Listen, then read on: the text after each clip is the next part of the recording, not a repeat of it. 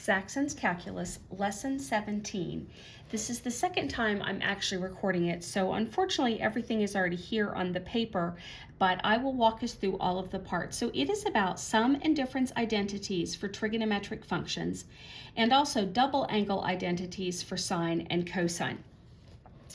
So when we began this discussion, it reminded us of a couple of facts. One is that tangent means sine over cosine.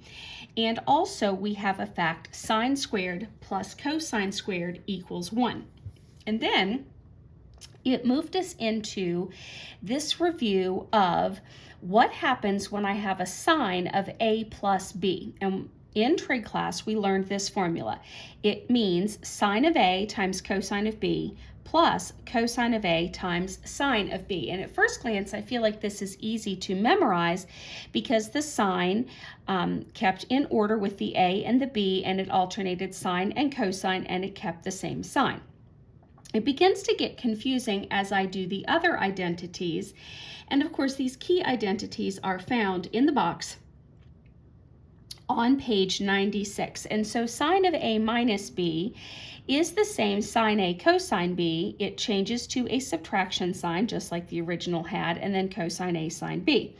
Then I change to cosine a plus b, and I remember that this formula has cosine a cosine b linked together, and it changes the sign and then sine a sine b. There's just something about trying to memorize all four together that can start to get confusing with the flipping of a's and b's and so forth. But the final formula, cosine of a minus b, is, as you would expect, cosine a cosine b plus, changing the sign, sine a sine b.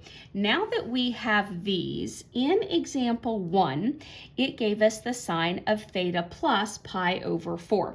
So we begin to fill in with the sine of a plus b, because that's what that's giving me, this formula. So sine of a meant sine of theta, cosine of b meant cosine of pi over 4, plus cosine of a was the theta, and then sine of pi over 4. And then I said I can't graph the pi over 4 unless I've converted it to its degree. So here was my converting pi over 4. I want the pi to cancel. We know the memorized fact attaches it with 180 degrees. Pi's cancel off. 4 goes into 180 45 times. So that was my filling in of 45 degrees in both of these places. Since sine of theta and cosine of theta can't graph, I just graphed the 45 degrees in quadrant 1, memorized, made that 1, 1, and radical 2, or root 2, and then I stopped and did the cosine, the ca of this.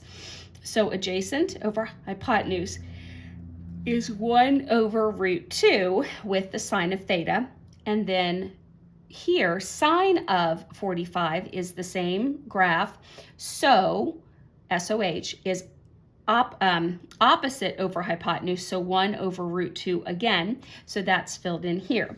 Now, the last part that I did was I pulled out, this is a perfectly acceptable answer, and one that I tend to stop at right here, although I will fix the root 2 in the bottom, which shouldn't be there.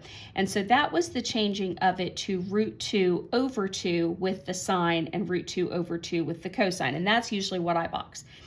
Oftentimes, however, the book will factor this root 2 because it's the same in both. It will factor it out at root 2 over 2, leaving with the sine plus cosine part, and that's also an acceptable answer. It just, for some reason, the book this time chose to leave it here. This is my preferred way, but this is perfectly fine.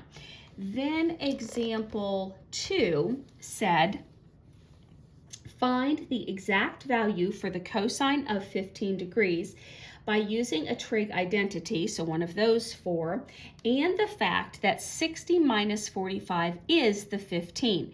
So I'm going to find the formula here that has cosine of a minus b. So we pulled cosine of a minus b, and we filled in the cosine of a was 60, the cosine of b was 45, plus the sine of a was 60, and the sine of b of 45. So then I used for the 45 this graph, and I drew my own graph for the 60 over here. And so memorize the opposite of 60 is root 3, adjacent is 1, hypotenuse is 2.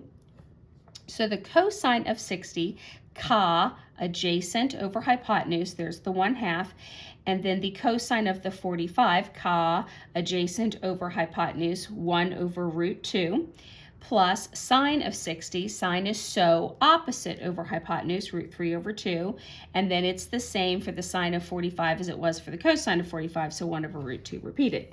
Then we multiplied together. 1 times 1 was 1, and 2 root 2 was here. And I stopped and said, I know I'm going to have to fix this in the denominator. So I went ahead and wrote root 2 over root 2 as part of my next simplify plus. And then root 3 times 1 is root 3. 2 times root 2 takes me to here. And again, I'm going to have the same fix, root 2 over root 2. So now 1 times root 2 is root 2, 2. And then this root 2 times root 2 is root 4, which is 2. So 2 times this 2 is 4. Root 3 times root 2 is root 6. And then I had the same 4 in the denominator, same process there. And then I said, well, you can box them as two separate fractions. I tend to want to put them as one solid one. So since they had the same denominator, root 2 plus root 6 all over top of 4, answered example 2. Then I moved into part B, the double angle identities for sine and cosine. And okay, so you're going to have to ignore this because that got crammed in there later. The sine of 2a, and they want me to prove it in the book, but I chose to just give you what the formula said. And so that is 2 sine a cosine a's. But I will say, where does this come from? Well, it comes from sine of a plus b, and instead of a plus b, I'm writing a plus a, and so that's where I'm getting 2 a's, and so then these b's became a's, and it was just a simplification of that, which is where we got 2 sine a cosine a. Now, the cosine of 2a, if you repeat what I just did for the sine, with cosine of a plus b and fill in a plus a instead, and fill in a and fill in a, what you get is this first statement, cosine squared a minus sine squared a. The problem, if you recall in trig class, with just having this answer is they said, this cosine squared or this sine squared could be substituted with coming from their sine squared plus cosine squared equals 1 statement. If you rearrange that, and therefore substitute for cosine squared 1 minus sine squared and simplify it, you get down to this formula, 1 minus 2 sine squared a. If you substitute in the sine squared and you fill in 1 minus cosine squared and you combine it together, you get down to 2 cosine squared a minus 1. So there are 3 distinct answers for the cosine of 2a, which I would definitely have down in my notes with these formulas and then these 2 formulas. The problem was then, oh, and they do list those in the box on page 98, all 4 of those. And then before it moves on to example 3, it decided to, even though it was not in the title, to give you 2 other formulas, which was the sine of half an x and the cosine of, I meant to write half an x, I wrote 1 over x and I meant to say half an x there. That looks terrible. But cosine of half an x is basically what that was supposed to be the formula for. So again, what they did was they took this sine of 2a and instead they substituted in half of an x, and then they did the same thing here with the half an x, and they simplified things within all of that. And so what they end up with is, again, sine of half an x is, and whenever you square root something, you always put the plus and minus sign in front of it. So you definitely want that here in this formula, plus and minus the square root of, and it's a half minus cosine x over 2. The same thing for the cosine of half an x. It's positive and negative square root of, and the only difference in these 2 formulas, as you see, is the sign has changed. So the cosine one is a positive one, the sine one is a negative one. They don't do any examples with these formulas, they just throw them in before they do example 3.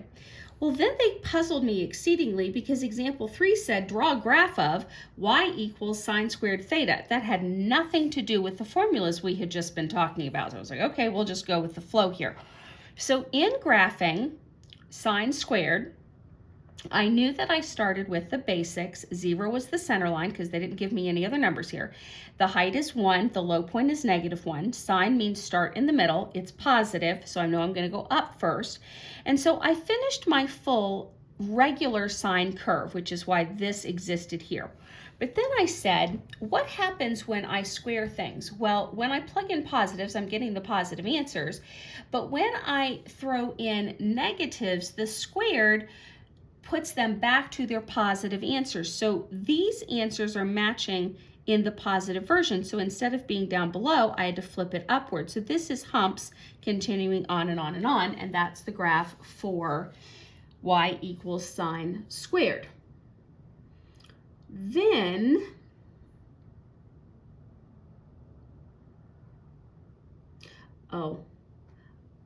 they rattled off something weird. Sine squared of theta equals 1/2 minus 1/2 cosine of 2 theta.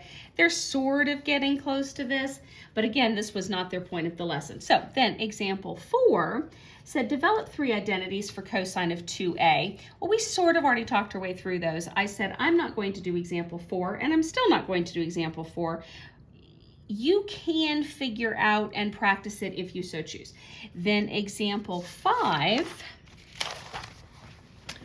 was at the top of the next page, and it said show that sine of x over sine of 2x equals secant x over 2. Now, at this point, when I first look at this problem, I could manipulate the first half and turn it into the second half, or it's possible they want me to do a cross multiply.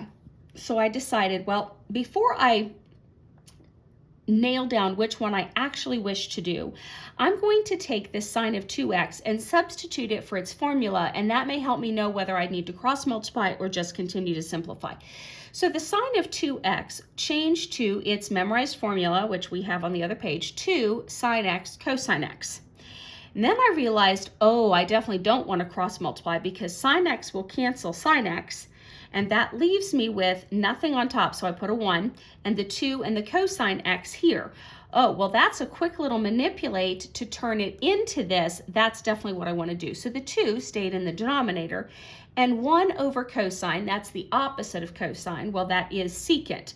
So I basically have secant x over the 2, and that's what they wanted, and therefore we check marked it, and that finished example 5.